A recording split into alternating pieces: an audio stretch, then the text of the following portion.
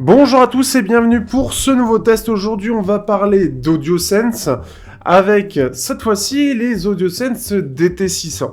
Après les DT300 testés il y a pas longtemps et les DT200 qui m'avaient particulièrement plu d'une certaine manière, surtout pour ceux qui aiment des intras assez doux, eh bien les DT600 vont un peu remplacer les T800 mais d'une manière différente et aller un petit peu sur le côté un peu plus technique que les DT300, donc avec 6 drivers par côté. Ils sont super intéressants, vendus 230 € et en plus de ça, j'ai la chance donc de pouvoir les tester et de vous dire ce qu'il en est. Si vous êtes intéressé, n'hésitez pas, vous avez le lien dans la description et je vous invite clairement à regarder ces intras si vous êtes fan de hi-fi ou vous cherchez la neutralité.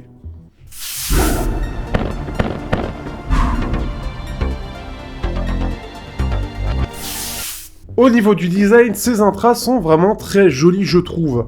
Déjà, ils sont violets, ce qui est assez rare, et on peut reprendre un petit peu l'idée des TRN qui sont sortis il y a pas longtemps, les X7, mais aussi en gardant le design des DT300. Je me perds entre les différents noms.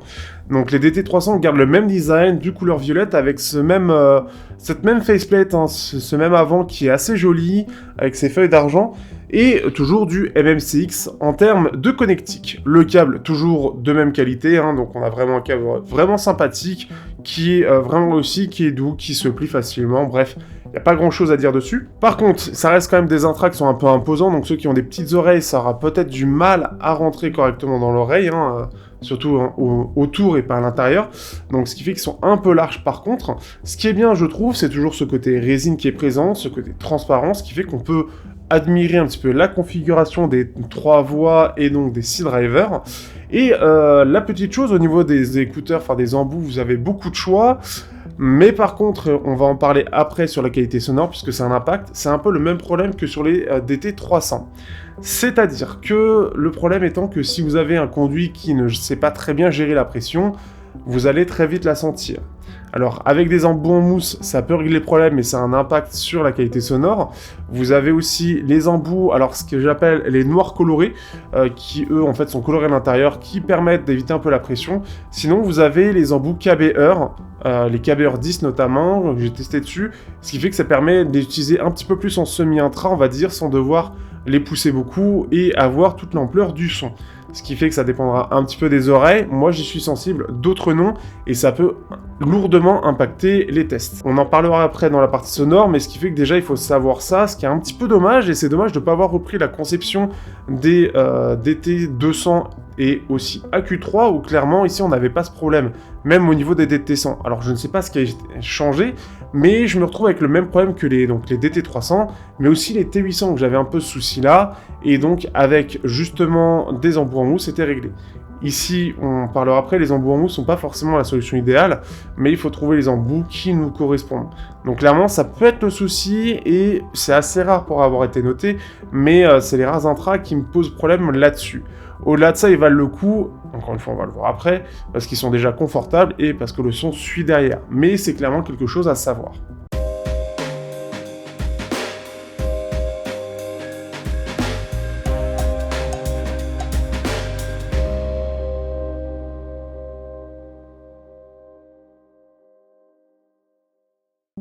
Comme vous le savez, c'est toujours la qualité sonore qui prime dans mes tests chez moi. Ici, on est sur du 6 drivers par côté, donc 3 fois 2 drivers, donc un pour les basses, un pour les médiums et un pour les aigus, et le tout en 3 voix. Donc quelque chose d'assez classique, on va dire, et assez ordonné, on peut pas faire plus simple, entre guillemets, en termes de séparation. On reprend d'ailleurs les mêmes drivers pour les basses que les T800, ce qui va rendre intéressant la signature, puisqu'on a une signature qui va être ce qu'on va dire une signature en L. En gros, on va avoir un boost dans la sous-basse, donc en dessous de 100 Hz, et après avoir une belle neutralité. On a une petite baisse dans les aigus pour avoir un côté un peu plus doux, et une petite remontée dans les très hautes fréquences qui va pas trop se sentir, mais qui va permettre d'apporter un peu plus de détails. Ce qui fait, et un peu plus de clarté aussi. Ce qui fait qu'on a un son qui est super intéressant parce que l'intégration des drivers est un peu mieux faite que celle des T800, et que en plus de ça, cette configuration en L est vraiment, pour le coup, assez cool en termes de polyvalence. Alors, petite note aussi au niveau des courbes de fréquence. j'ai un petit souci sur mon système de test des intras qui semble pas très très bien géré en ce moment en dessous de 100 Hz. Je ne l'explique pas, il faut que je l'envoie au SAV, mais la fin d'année est assez dure, donc ça attendra un peu. Donc ce qui fait qu'il faut remonter de quelques décibels les basses pour avoir la réalité selon les intras, parce que c'est pas le cas partout, donc je ne l'explique pas encore une fois. Et ce qui fait qu'on a en fait normalement une basse qui est un peu plus élevée en dessous de 100 Hz. On voit, on a deux bosses d'ailleurs. On a une première bosse, on a clairement cette accentuation qui est présente, mais elle va être variable. Dans le sens où, quand ça va être sur des styles très calmes, ou on va dire très électro, où c'est en général pas trop chargé en termes de détails, on va avoir une basse qui va être très présente, qui va beaucoup s'exprimer. Cette sous-basse, elle est détaillée, mais elle est élevée aussi. Ce qui fait qu'on a quelque chose de bien fun, de bien vibrant, qui est hyper agréable. On a une basse derrière qui reste énergique et qui a beaucoup d'impact, le tout avec des médiums qui sont plutôt chauds et qui ont une belle présence. Les aigus sont légèrement en retrait, ce qui peut donner un côté un peu moins fin ou un peu moins clair. Donc pour ceux qui ont l'habitude des intras qui vont être un petit peu, on va dire, taxés audiophiles, vous comprendrez ça, mais quand vous avez l'habitude notamment des signatures en V qui vont rehausser les aigus, ça peut faire un petit manque technique parce que justement ces aigus sont un peu en retrait. Ce qui est bien, c'est qu'en plus de ça, les voix ont vraiment une belle présence comme d'habitude, on a vraiment une très belle gestion au niveau d'AudioSense de ce point de vue-là, et ce qui fait qu'on va clairement bien en profiter. On est quelque chose qui est un petit peu chargé par la basse, un petit peu moins par les aigus, ça donne un côté un peu chaud, un petit peu plus naturel, un peu plus agréable. Dans les hautes fréquences, on a quelque chose de fin, on a quelque chose de bien détaillé, peut-être pas autant que les T800, mais on en parlera après dans la comparaison, et on a dans l'ensemble en plus de ça une scène qui est très large. Donc on en profite bien, on a un vrai équilibre, une vraie cohérence, ce qui fait que ça le rend assez polyvalent dans l'ensemble. Dans l'électro, ça s'en sort bien, dans de la wave que j'apprécie beaucoup en ce moment, pareil, beaucoup apprécié ça, parce qu'on a un bel équilibre, il n'y a rien qui dépasse trop, juste la basse qui parfois va vraiment bien s'exprimer, et qui est même étonnamment s'exprime superbement bien pour de l'armature équilibrée en basse, parce que ça reste souvent un peu limité, et ça départ même très bas, puisque même à partir de 20 kHz, on a déjà toute la pleine puissance. Donc c'est vraiment très fort, et ce qui fait que par contre, c'est plus pour le métal, ou des choses très chargées dans ce type-là, qui vont poser problème, parce que la basse, du coup, va moins s'exprimer, on sent qu'elle est un petit peu plus limitée. En fait, on sent que, au lieu que, au niveau de la basse, alors imaginez, vous avez cette partie basse ici, on a la sous-basse qui est ici, et la basse. Quand on est sur de la wave, on va avoir la basse qui est ici et la basse comme ça, donc on va avoir quelque chose de très vibrant, on va avoir quelque chose qui va être assez doux, qui va manquer peut-être un petit peu de percutant, mais c'est ça qu'on aime bien, en général, surtout quand ça va taper en dessous des 100 kHz, c'est ça qu'on va vraiment aimer, qu'on va avoir ce qui est très appréciable. Quand on va être sur du métal, ça va un peu s'aplanir, et ce qui fait que on va avoir quelque chose d'un peu plus neutre, mais qui va pour le coup manquer de présence en basse, et ce qui fait ça reste appréciable, mais clairement moins que si on avait un driver dynamique ou que si on utilisait les T800 qui sont un peu mieux réglés de ce point de vue-là, ce qui fait que ça va un peu manquer. Autre chose, ils sont assez sensibles en termes de qualité de sortie du son. S'il est un peu trop, entre guillemets, sec, ça risque de rendre le son sec aussi. Ils sont très sensibles à la source, et ce qui fait que, moi j'adore surtout, alors vous avez les petits, en général la plupart de ce qui est fait en DAC USB-C, ça va très bien rendre, ils sont très faciles à driver. Le Shanling UP4 et globalement Shanling a une bonne gestion des armatures équilibrées, ce qui fait que pareil on a un rendu qui est très agréable. Par contre, par exemple, le FiiO BTR5, j'évite de l'utiliser parce que je trouve que ça rend trop sec. Il y a un pic dans les 10 kHz qui est fait par FiiO, et en plus de ça, ça semble moins bien gérer tout ce qui est armature équilibrée, ce qui fait qu'on a un son qui est moins basseux, qui va aller un petit peu plus dans les aigus, et c'est un peu moins agréable. Donc il va y avoir une variation selon la source. En gros, le mieux, c'est soit d'avoir une source qui est pas très puissante, soit une source, pour le coup, Shanling, j'en ai pas trop testé, ou Kowon, qui va avoir un bon rendu. Sinon, je laisserai, vous avez Y aussi, qui est en cours de test des DT600. N'hésitez pas à rejoindre le Discord, parce que lui, il a d'autres sources, et il pourra vous en dire aussi des choses dessus. Ce qui est très intéressant aussi avec AudioSense, mais qui pose aussi le problème sur ces intras, c'est qu'ils sont très sensibles aux embouts. Ça paraît très con comme ça, mais j'ai rarement vu une marque qui était aussi sensible au niveau des embouts. Ici, le plus gros problème, c'est la pression dans les oreilles. Quand on va les mettre, on sent que c'est un peu du mal à respirer. Et donc derrière, comme il y a un peu trop de pression, eh bien, ça peut bloquer le son, et derrière, ça bloque en fait toute la gestion du son, ça bloque les basses. Ce qui fait que vous allez ressentir soit une énorme pression, soit, et même voir les deux, un manque de basse très très présent. Donc vous avez heureusement plein de choix en termes d'embouts, il y en a certains qui peuvent vous plaire, mais clairement j'ai pas forcément retrouvé mon bonheur dans le choix énorme d'embouts. Entre les embouts gris et vert qui sont les embouts un peu haut de gamme, les embouts noirs colorés et les embouts à mémoire de forme qui ont tendance à trop casser les aigus par contre, eh bien je me suis pas trop tout retrouvé. Les embouts à mémoire de forme, et ça va dépendre aussi des gens, peuvent mieux rendre, mais comme je l'ai dit, ça va rendre les aigus trop cassés en fait, et ça va pas être très joli. Donc, ce qui fait que les embouts KBR, alors je suis en train d'en parler justement avec la marque, sont les KBR 10 très exactement, je vous mettrai au cas où les liens dans la description, permettent justement d'avoir quelque chose qui est plus agréable. On a moins de pression dans l'oreille déjà, ça ressemble pas mal au noir coloré, ça ne détruit pas le son, on est sur à peu près la même signature, et ce qui fait que dans l'ensemble, on va avoir un son qui est tout aussi agréable sans avoir cette pression. Ça, c'est ce qui peut être un peu traître. Si vous avez d'autres embouts chez vous, en plus de ça, n'hésitez pas à les tester jusqu'à ce que vous trouviez le bon truc. Il faut savoir que Wai en a testé plein, et il y a plein de gestions différentes selon les embouts. Donc pareil, le Discord est super utile pour ça, et je vous invite à y aller. Bon, par contre, votre porte-monnaie va pas vous dire merci.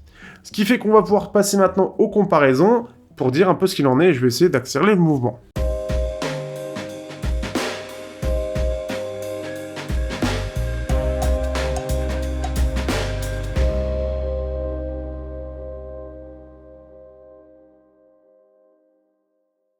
Au niveau des comparaisons, on va commencer tout de suite avec les AudioSense T800.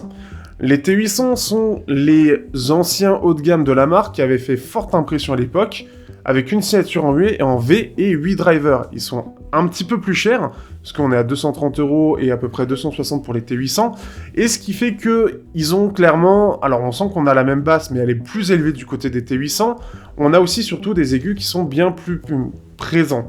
On a le même problème, ils sont très sensibles aux aigus, enfin très sensibles aux embouts par rapport aux aigus, et très sensibles à la source. Donc je vous conseille de bien chercher, le mieux pour moi étant les embouts à mémoire de forme avec les Shandling UP4, pareil pour avoir un rendu de bonne qualité avec, et on a en gros un peu les mêmes défauts, sauf qu'on n'a pas ce problème de pression sur les T800. Les DT600 sont en fait des T800 beaucoup plus sages, et c'est ça qui est très différent. En fait, on peut pas trop dire que ce sont des remplaçants, ce sont juste plutôt des DT300 un peu plus fun, avec cette basse qui va être un petit peu plus présente, mais qui reste vraiment quelque chose de, entre guillemets encore une fois, audiophile. Beaucoup plus sage avec des aigus un peu en retrait, là où les T800 les mettent beaucoup en avant pour mettre beaucoup de détails. Donc on a un rendu très différent, on a un rendu similaire, mais avec une signature très différente. Donc si vous avez bien aimé les T800 pour ce côté très fun, et vous voulez quelque chose d'un peu plus sage pour des styles plus sages, les DT600 peuvent clairement vous correspondre. On a aussi les Sennheiser IE300, un peu plus moderne, enfin un peu plus occidental, avec son monodriver, très différent. On a une signature qui est plus ou moins similaire. Dans la réalité, elle est assez différente puisqu'on a un peu plus de basse, et surtout, comme on peut le voir sur les Sennheiser, on a, au niveau au-dessus des 10 kHz, quelque chose de très très élevé par rapport à ce qui est proposé par AudioSense. Et ce qui fait que on va avoir ce côté très présent, très brillant, qui est là pour apporter beaucoup de clarté et de détails, mais malheureusement derrière, en fait, comme le driver, monodriver qui est proposé par Sennheiser est un peu limité techniquement, ça va apporter un espèce de grain, et c'est la seule fois où je le ressens vraiment beaucoup. En fait, c'est un peu les limites du driver, il a du mal à restituer de façon nette les choses, et ce qui fait que c'est beaucoup plus net du côté des DT600, c'est aussi un peu plus sage et un peu moins agressif. Par contre, la basse, elle est un peu plus sage aussi, autant sur des styles calmes, comme je l'ai dit avant, ça peut aller, on a une basse qui va bien s'exprimer, autant sur du métal, bah du coup les Sennheiser, ayant un driver dynamique, on a un peu plus d'ampleur, et on a quelque chose qui va un peu mieux s'exprimer. Par contre, c'est un peu plus clair et un petit peu plus fin du côté des aigus, on a une scène qui est un peu moins large, et ce qui fait que c'est techniquement un petit peu plus limité du côté de Sennheiser. Ça reste des choix très différents, donc allez voir le test des Sennheiser aussi pour comprendre comment ils sont, mais ce qui fait que techniquement je préfère très largement ce qui est proposé par AudioSense. Le son des Sennheiser est beaucoup plus le côté compact qui est assez agréable là-dessus, et on a un côté monodriver qui peuvent plaire à certains. Et bien évidemment la signature Sennheiser très particulière en termes d'intra, qui peuvent vous plaire. On a les UFO 112, qui sont des intras, donc triple driver, et qui me plaisent depuis que je les ai tout simplement. Ils sont vendus un peu plus cher, c'est une marque assez discrète qui pour l'instant ne s'est toujours pas renouvelée, mais ce qui fait qu'ils sont toujours aussi cool. D'une part parce que le son est assez fun, on a quelque chose qui est en hybride, un driver, deux drivers dynamiques, enfin un driver dynamique, deux drivers armature équilibrée, mais donc ce qui fait que le driver dynamique va un petit peu être un peu plus présent au niveau des basses, et un peu plus constant aussi, notamment sur du métal, où il va mieux s'exprimer du coup. On a aussi des aigus qui ressortent un peu plus, hein, surtout au niveau des, comment dire, des hautes fréquences, un peu plus loin que les aigus, et ce qui fait qu'on a une signature un petit peu, je dirais, en U, hein, par rapport donc au DT600, donc on a le L, comme dit, hein, ce que c'est qu'un L, hein, grossièrement. Le U, c'est que ça va être vraiment les deux extrêmes qui sont un petit peu remontés. Et ce qui fait que c'est un peu plus le cas, on va dire, en U. Et on a quelque chose qui est un peu plus fun, et du coup, pareil, pour le métal, c'est un peu mieux, mais qui reste polyvalent. Ça reste pour moi une superbe paire, même aujourd'hui, même face au DT600. Et ils se défendent très bien, même en termes de détails. Mais les DT600 sont un peu plus sages sur certains styles, ce qui fait que c'est un peu mieux, et je trouve les aigus notamment, avec les voix un peu plus naturelles. On a les TRN BA15 qui sont eux avec une signature un petit peu en V, mais ça se ressent pas trop, c'est surtout accentué notamment au niveau de l'aigu, et ça va se ressentir. Donc on a quelque chose de plus détaillé, mais la scène n'est pas aussi large que ce que proposent les TT600, c'est pas aussi cohérent, et pareil, je préfère le côté un peu chaud des TT600. Ici on a un côté un peu plus technique qui est mis en avant de la part des BA15, avec notamment sur du classique, c'est là où ça va vraiment très bien rendre, mais ce côté très éclairci, on va dire, cette clarté, cette mise en avant des aigus, va vraiment contraste avec donc les DT600. On est vraiment sur quelque chose de différent. Pour finir, les DT300, on voit clairement la différence technique.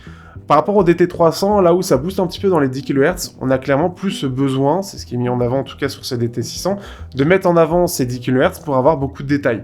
Ici, c'est beaucoup mieux géré, on a une signature un peu plus chaude, on a une basse qui va bien mieux s'exprimer, et c'est surtout la plus grosse différence, et on a un son qui est globalement plus ample en termes de détails, en termes de rendu des voix, etc. On a quelque chose qui va beaucoup mieux s'exprimer, donc des voix plus naturelles qui vont prendre plus de place, et ce qui fait que c'est vraiment plus haut de gamme. Donc tout dépend ce que vous cherchez, mais les DT300 se débrouillent bien, ils ont certaines limites qu'on ne retrouve pas sur les DT600, avec un côté un peu plus fun au niveau de la basse, pour certains styles qui pourront plaire. Ce qui fait que globalement les DT600 restent un peu, dans ma collection en tout cas, assez uniques. Ils ont une signature qui est vraiment agréable et clairement AudioSense s'y tient. Chaque modèle a un petit peu, on va dire, sa petite particularité dans le rendu, mais dans l'ensemble, c'est à peu près la même signature. Et chacun un petit peu a quand même sa personnalité, on sent quand même bien la différence par rapport au DT300, et on a quelque chose qui est vraiment mieux globalement, avec ce côté un peu plus fun au niveau de la basse, là où les DT300 sont beaucoup plus timides.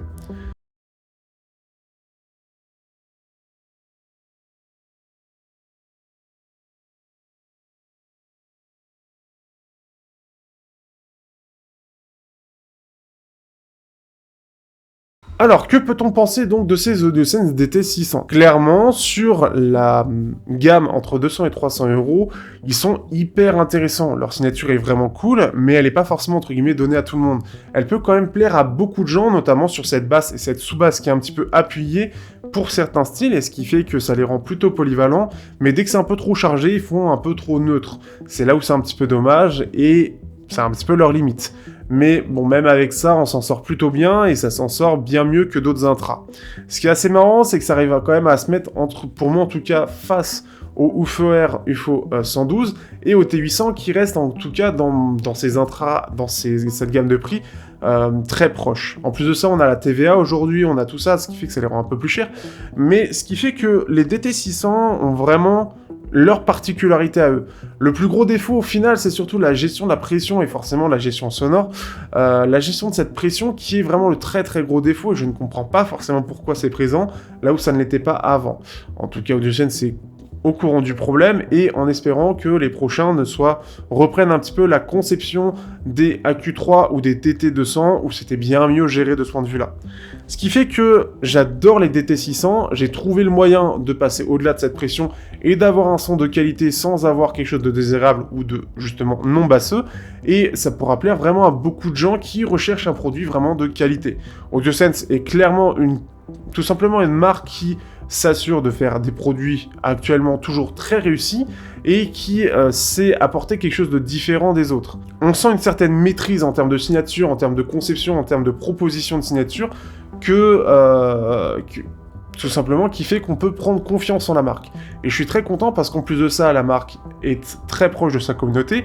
J'ai la chance de parler avec eux, mais vous pouvez aussi, si vous avez des yeux de sense, faire des suggestions ou poser des questions si vous avez quelque chose que vous ne comprenez pas dans certains produits. Ce qui fait que clairement, dans mes produits aux alentours de 200 à 300 euros, ils prennent facilement la première place. Un peu meilleur que les T800 et un peu moins sensible quand même à la source, notamment le pic de 10 kHz qui est très présent sur certaines sources pour les T800, ou encore face au UFOR avec quelque chose qui est un peu plus neutre et avec un son un peu plus doux, donc moins fatigant aussi, avec un son un petit peu plus au niveau des médiums, un peu plus naturel, un peu plus agréable, un peu plus chaud, qui pourra plaire à beaucoup de monde. Et au final, c'est, je pense, malgré le côté audiophile, c'est des intras qui peuvent plaire quand même à la plupart des gens parce qu'ils savent faire une signature au rendu très agréable. Sur ce, j'espère que vous avez aimé ce test, n'hésitez pas à liker, partager, commenter comme d'habitude, rejoignez le Discord dans la description, le lien aussi si vous êtes intéressé par l'achat, et pour tout simplement me supporter dans cette épreuve que sont les tests